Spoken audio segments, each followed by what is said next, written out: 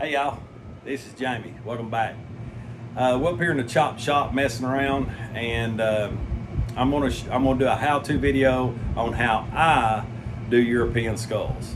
The reason this video is coming so early before deer season is because a guy called me. I do Europeans in the fall for people that don't want to mount their deer, but in this case, a guy called me and he had one put up to mountain time got away from him. It's been in the freezer. He decided he didn't want to mount it. Of course, the only other option he's got is to European it. So I had it froze here for a couple weeks and I've set it out. And we're going to take him and turn him in to this. This guy, he didn't want to waste his, it's a really nice buck. He did have plans on mounting it, but he changed his mind. So we're going to European. So what we always start out with, what I always do, is start with the ears. Use an extremely sharp knife. This is outdoor razor blades, extremely good knife. I just put a new blade in, interchangeable blades. But get them ears back out of the way. There's really no wrong way to do this. You can pretty much just go ahead and start skinning him out. Since he has the whole neck on, I will, yep, he's pretty ripe. Since he's got the whole neck on, I'm gonna try to dig down and get the neck off, just get the head. Okay, I sped this video up so that it wouldn't take as long, but basically you can't really mess this up. I always cut the ears back and then just skin the face down just like you're fleshing it. You can start at the horns. A lot of people cut at the top of the horns, but in this case, this was a deer that was going to get mounted. It's a whole lot easier just to cut the head off the carcass, you know, while you're processing it for European, but sometimes we have to do this. So main thing is to cut around the base of the skull to that vertebrae and then cut around the throat and make sure at the base of the skull. You don't want to take a sawzall and just cut the back of the skull off and not have a way to hang it. But as you can see there, I cut through the muscles, and you can, when you find that vertebra, you can take and just keep slitting to it, and the base of the brain stem's right there, and then once you cut through it, it'll come right off. Here I'm trimming the jaw meat, the sides. There's two big muscles on each side, and you'll want to slice through them to the back so that you can take this jaw and break it backwards. And usually the best way to do it is put it on the edge of a table or put it on the edge of a cinder block and just push, you know, one hand, the nose in the right and the bottom jaw on the left, and just keep pushing until it breaks. Now you will have two small bones that sometimes can be a pain to get to break. They're like little bitty wishbones. Usually you can just pull them apart like I did there. Try not to drop a skull like I did. But anyway, here I'm just trimming out around the burrs, getting some of the extra stuff and extra meat and trash off that just meat that I don't have to deal with in boiling. The eyeballs I don't worry about, as you'll hear in the next clip. I usually don't strip the top of the mouth out either. It all comes off real easy, and the cartilage in the nose I don't spend much time on. But here's the next step.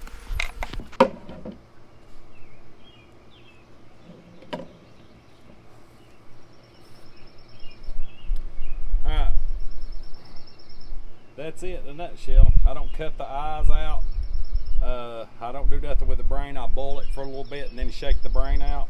But I've cut away most all the hair. There's a little bit around the bird that I boil off. And this is I've cut some of the fat off of the jaws and everything. But this is exactly how I start.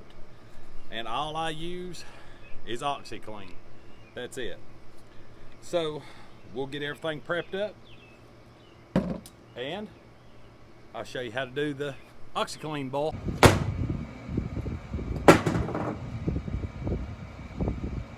Hey, got my OxiClean. Deer set overnight. I didn't have time to finish it yesterday. But usually what I do, put tape around the horns just so we don't lose any discolor or You can always add it back with some stain. I might do another video on how to refurbish horns or bring them back to life. Chocolate rack usually use like a walnut, dark walnut or something like that, and then golden oak is really good to do a yellowish pea color horn. Just want to put something around there just to protect them a little bit.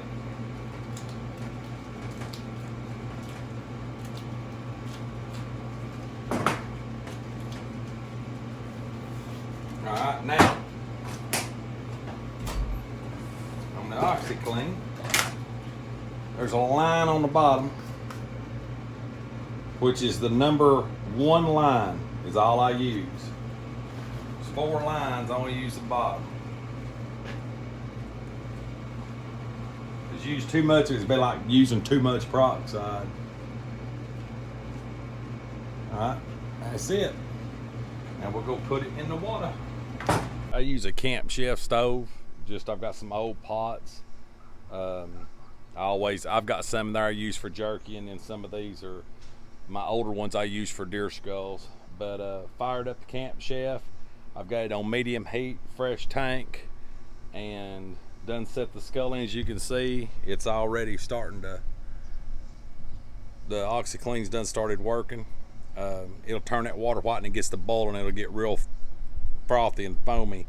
This tape, it'll go down below this tape. We'll lose a little bit of water and evaporation, but it's really getting it now.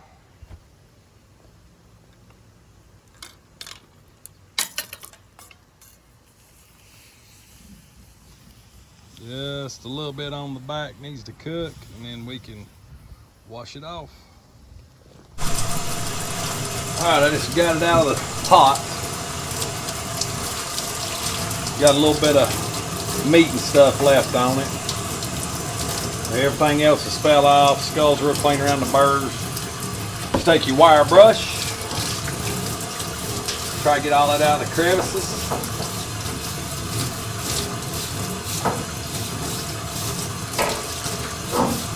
Go around the burrs real good.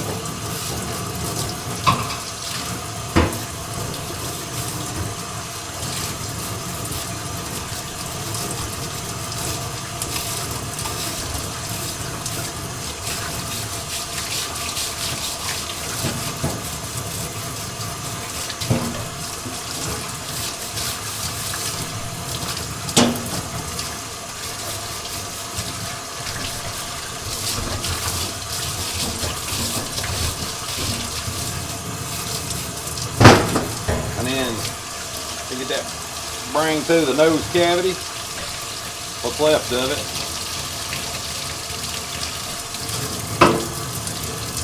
Flip it over.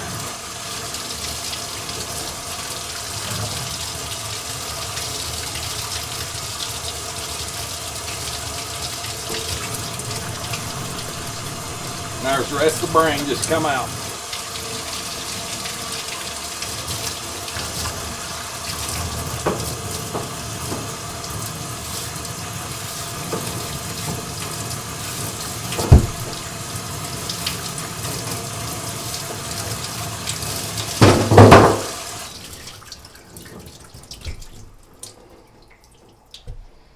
As you can see, there was a little grease left in the top. So I'll probably boil it for another hour with just another scoop of OxiClean to get it real white, get the grease off of it. There is no brain left in it. Got very little fat around through here. So we'll boil it probably about another hour and then clean it up and let it set for a day. And then we'll primer it. Here's the skull after the boiling. Turned out really good.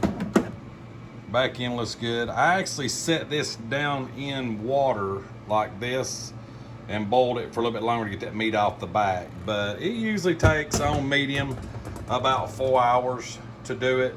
Well, 4 to 6 hours if you're going to scrape them. But that's natural bone. As you can see, it's a good looking skull. but everybody really likes this real white. So I'll be using Duplicolor primer, sandable primer. It's flat, and I'm gonna tape the horns up, tape the jaw up, the teeth up, and get it sprayed, and we'll see what it looks like after that. I usually tape up the burrs and the teeth,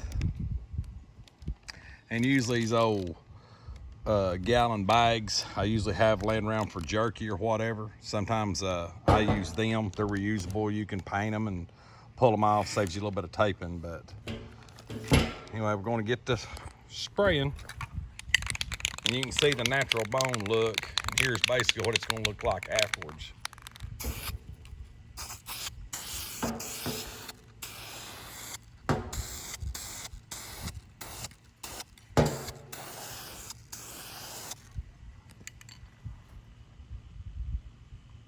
Pretty big difference. Well, we'll get the rest of it sprayed and see what it looks like afterwards. Well, here's the final thing after it's all done. Primer really gives it a nice white look. You usually have that little line on the teeth, but like I said, this is the way I do it. Some other people might disagree, but you're more welcome to leave comments and tell me what you think. And stay tuned. There'll be more coming. Please subscribe and like if you get a chance. And as always, God bless. See you next time.